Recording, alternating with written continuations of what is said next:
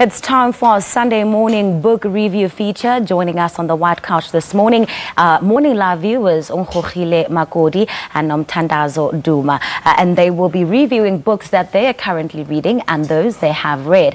Well, Onkgogile will be helping us unpack an offering titled A Daughter's Legacy, written by Pamphilia Hlapa, while Nomthandazo will be talking about her own collection of poetry, and that's a book titled My Wish. Ladies, welcome to Morning Live. It's so great to see you. It's nice to see you too. Onkgogile, I'll start with you. Won't you please give us a brief outline of what the book you're currently reading titled A Daughter's Legacy all about? Okay. So A Daughter's Legacy was written by Pamphilia Hlapa. She was born and bred in rural Limpopo, and she takes us on her life's journey. The taboos and the abuse that sometimes a male-dominated culture can allow. She talks about how she got raped as a kid. However, she kept all these things inside, and she never told anyone about it. Grew up, went on to varsity, got on with her life, and then also tells us about how these things used to sort of haunt her, you know. Indeed. Yeah, so it's really just a true life story, and I think this is what has endeared the book to me. All right, fantastic. Nomti, let me come to you. That's your very own collection of poetry, yes, titled My Wish. Yes. That's the book. Yeah. Take us through that. I mean, what was going through your mind when you put together this book of poetry, and what is in that book? What kind of poems are there? Wow, these are 12 inspiring, provocative, but uplifting poems.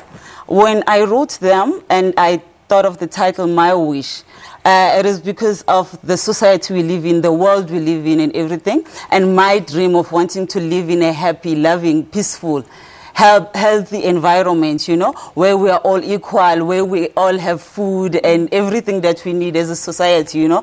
I thought things like that could combat crime, could do a whole lot of good, and it could bring God's will to light, you know. I think God will really conquer and live through that. So I have 10 English, written in English, and then 2 are written in isiZulu. All right. Yeah. Now, some of the poetry that you have in there details some very intimate experiences about your own life. Won't you take us through to some of the poems that maybe talk about how people struggle maybe to find their purpose or to reach their goals? Well, one that speaks about me as written, I am who I am, you know. As an artist, you know, we are creators, we observers, we collect information and everything like that. So I am who I am. It seeks to validate yourself as a woman, as an artist, also as an African, you know, and what I stand for, things that I cannot sell, things that I feel they are available to Africans, who we are, our culture, and vice versa to the Western world, and yeah, things that are corrupting our society and everything. So, but then that's the one that detail some of the intimate, yes, you know. All right, and let me come back to you. Would you recommend that other people read this book, and why would you say you've enjoyed the read in particular, and what has it done for you personally? It has made me look inside of me as an African woman, firstly. So why I would say other women, especially women, you need to go out and get this book, because it was written by a South African woman. So I could identify so much with her. I could relate, because as she takes us, I mean, she was raised in a village, and I also was born and bred in a village, you know. So some of how she related the stories, I could really identify with what village life is. Certainly. So definitely, why I would say women have to go out and buy it. It's a true reflection of a woman who was raised in a village and then moved up the ladder. And I think it would actually be good for men to also read this book, just to get a glimpse into what a patriarchal society did to a woman and continues to do to women who find themselves trapped because of patriarchy. Definitely. Maybe it's because I tend to be a bit of a feminist, you know, sometimes. But We're all feminists. So what is next on your to-read list?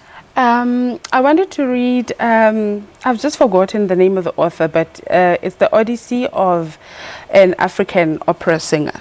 Yes, by Musa. By Musa. I think I saw that a snippet of that somewhere in Drum magazine, and I think it's up next, you know, because I think it's very interesting, Africans and opera. All right. Yeah. Nomthi, before we wrap it up, what books are you reading next, and will you be writing and publishing more of your creative writing?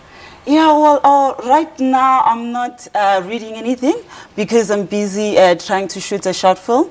But then I have a book that I'm busy communicating with Department of Education. It's a children's book called Listen.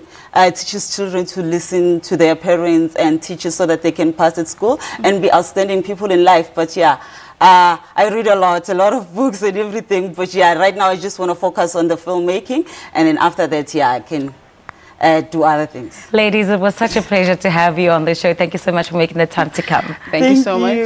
Well, that's Morning Love viewers, Onkgogile Makodi and Nomthandazo Duma. And they've been reviewing some of the books that they have read, and also shared books that they're looking forward to reading. Of course, Onkgogile read A Daughter's Legacy, and My Wish by Nomthandazo Duma was her pick, which is, of course, a collection of her own poetry books. We now hand you back over to Simpiwe.